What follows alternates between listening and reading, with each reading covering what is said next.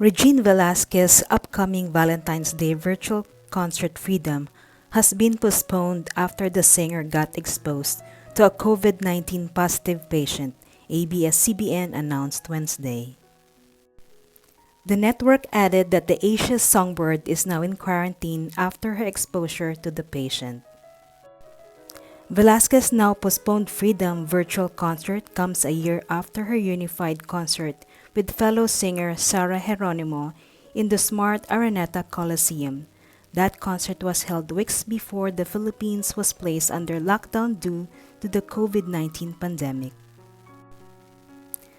Let us keep Regine in our prayers for her complete healing. Thank you for watching and God bless you all.